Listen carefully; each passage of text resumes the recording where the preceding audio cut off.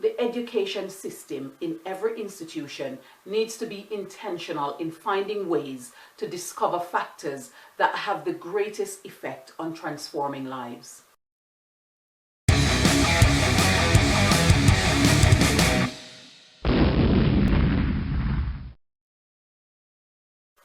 How do you measure success? What does success mean to you? How is success measured in education? What are the benefits of educational success?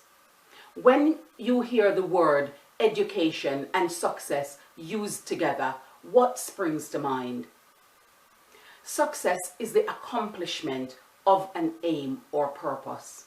It is therefore important to determine the purpose of the undertaking to fully appreciate or determine its level of success. There is much being said about education today and whether it is dumbing down students and leaving those aspiring onto tertiary education with too much of a burden of debt. Let's explore the aim and purpose of education from the minds of educators and how to ensure its success.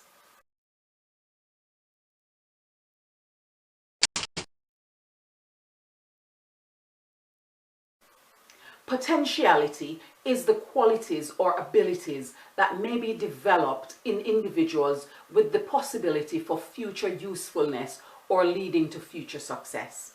All educators need to practice continuous reflection and evaluation of their lessons, their pedagogies, and their leadership approaches, as well as their students' latent abilities. This evaluation and reflection process creates awareness in the minds of educators about approaches, perspectives, and cultures that they need to change, adapt, and foster for the survival of excellence and exceptional outcomes for all students. As educators, we are conscious of the low percentage of about 20 to 30% influence on students' overall achievement. Hence, strategic use of learning time is absolutely required. Equally, it is evident from years of research that schools have the potential to impact young lives, and no better place than the intimate developmental space of a successful, transformative classroom. It is because of these reasons educators cannot be swayed to become object referral in their analysis of the problems in education. Although many of the problems are outside the classroom educator's grasp, educators need to continue to be self-referral. They need to ask the questions of how they can make a change. What can they do differently? How can they support more effectively? How can their instructional approaches be more inclusive and at the same time specific to the needs of the young minds that they mold? Riding the tide of effective change requires exploration of potentiality, looking internally for lasting shifts rather than temporary external solutions. For educators working in certain institutions, this can be exhausting.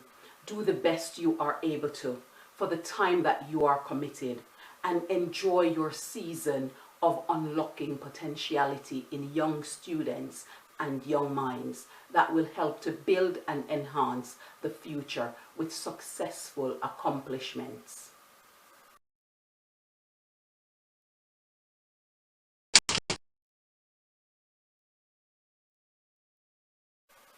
The law of reciprocity is the practice of exchanging things with others for mutual benefit, especially the privileges granted in otherwise oppressive or disadvantageous periods and seasons. Students know the difference with someone who genuinely compliments them and those who do not. They are conscious of the actions that educators employ to deliver on seeking out their best. They are often very intuitive and analyze and assess our behaviors in ways that are sometimes not credited. Of course, they experience the deliberate propaganda that keeps schools and societies turning. Nevertheless, they are cognizant of where educators are genuinely invested in their best outcomes, where they are given a second chance to get it right, or letting them slip because educators are not invested enough in ensuring that as young people they are getting their choices, attitudes and actions right. Students see the level of investment in their learning, progress, development and achievement. They are conscious of which educators are going above and beyond to get them on the right path, to see to it that they are doing their best. Students are conscious of the time, efforts, care and planning that goes into giving them excellent learning experiences. They notice when they are listened to and their feelings and human rights are respected. Therefore, even when they don't deliver consistently, they are more inclined to give back to those educators who they believe they are receiving from without any form of psychological manipulation or pulling of ranks. Students are capable and able to rise to the expectations that are placed on them when they believe that there is some level of reciprocity.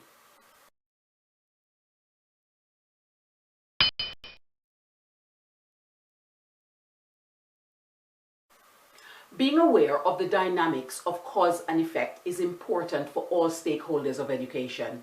It is important to never lose sight of the relationship between actions or events, especially when one action or event directly affects the results or outcome of the other. Causality is not a new phenomenon in education. There are always scenarios where educators question whether an outcome is the cause or indeed the effect. Educators need to be exploring and discovering the one event, process, pedagogy, or environment that continues to add to and enhance and ensure the production of confidence, success, progress, and achievement of students. It becomes even more harmonious when all stakeholders of education are mindful of the factors that are partly responsible for the expected effect, and where the effect is partly dependent on the causal factors. This will inform choices when the knowledge of consequences is abundantly clear for all to circumvent.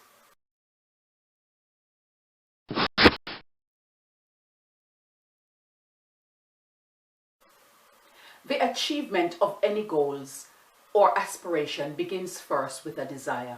Educational institutions need to fuel students with the desire to thrive and succeed so that it shifts from an extrinsic motivation to an intrinsic motivation. The desire to thrive and succeed needs to be intentionally planned. Schools need to have the deliberate intention for students to go above and beyond and achieve exceptional outcomes. This intention manifests in the attention to detail that is given to each student individually and to students collectively.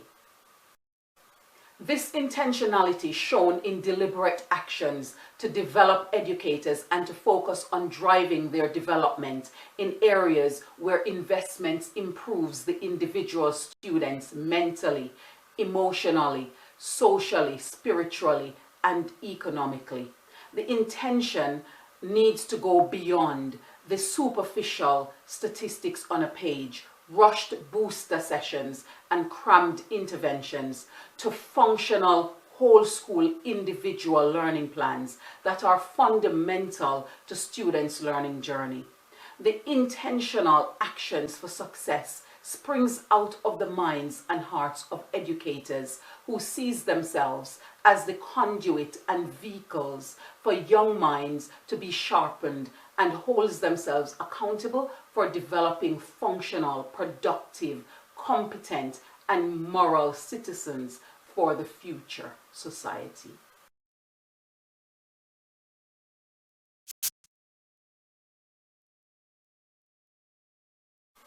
If you have ever worked in a school in any capacity, you would be very conscious of how busy the community is all year long.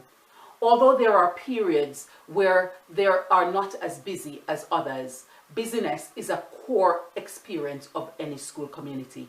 It is also evident from the media the number of teachers who are reporting burnout as their primary reason for a hiatus or complete retirement from the profession. The educational institution has been one of the longest running institutions in our society, and they have not yet perfected the formula for efficiency in their performance and outcomes. Of course, there are many variables to contend with in every faculty, for every cohort, and in every classroom. However, more can be done to achieve greater levels of productivity with the same resource capacity if they were utilized more efficiently. If educators were required to do less, they would be able to achieve more from the exceptional services that they would be providing. Where institutions are not concerned with keeping educators busy to simply convince themselves as leaders that educators were doing much, educators would have a greater opportunity to fine-tune their pedagogies and practices, those that they know will give them results and impactful in outcomes. They would be able to share these practices with others and hence accomplish more for themselves, their students, the school, and society.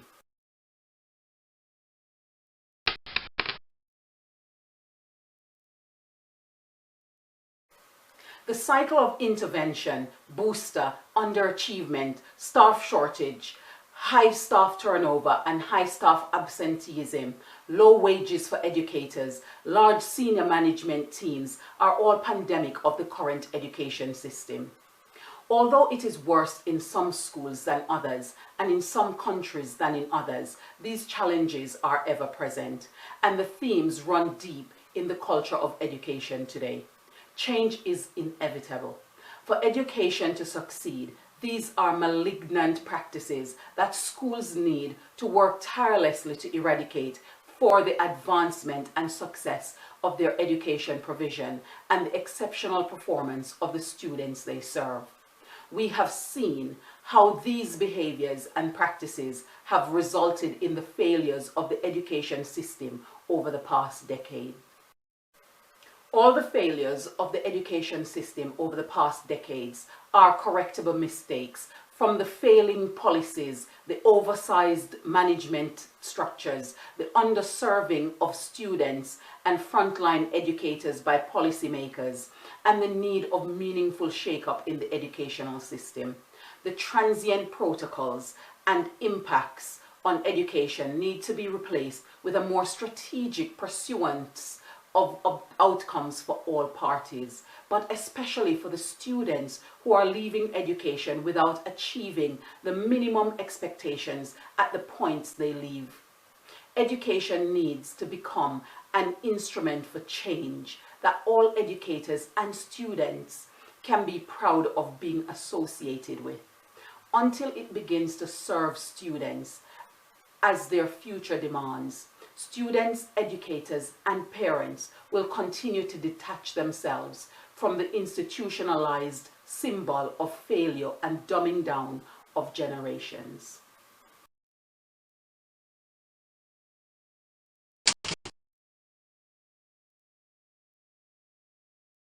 Senior leaders, frontline educators, students, and parents need to become clear on the real purpose of their endeavors to educate and be educated.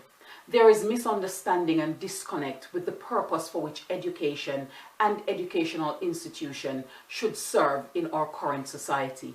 Students and parents want the confirmation and reassurance that education will serve in developing critical, logical, and strategic thinking and foster transferable skill development. Educators want the reassurance that they will be provided with the time, resources, and compensation worthy of the impact that they are required to make. Senior leaders are required to examine their professional code of conduct to ensure that they do what is first and foremost best for students' outcomes.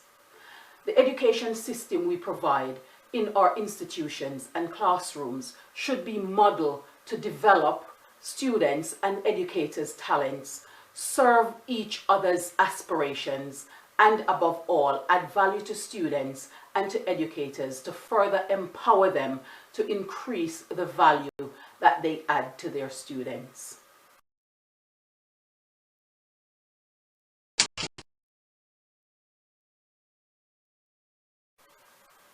Success in education requires all stakeholders to become accountable for their role that they play in the purposeful undertaking of educating young minds.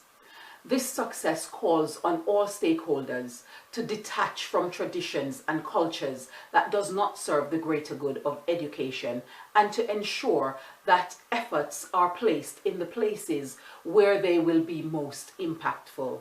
The education system in every institution needs to be intentional in finding ways to discover factors that have the greatest effect on transforming lives.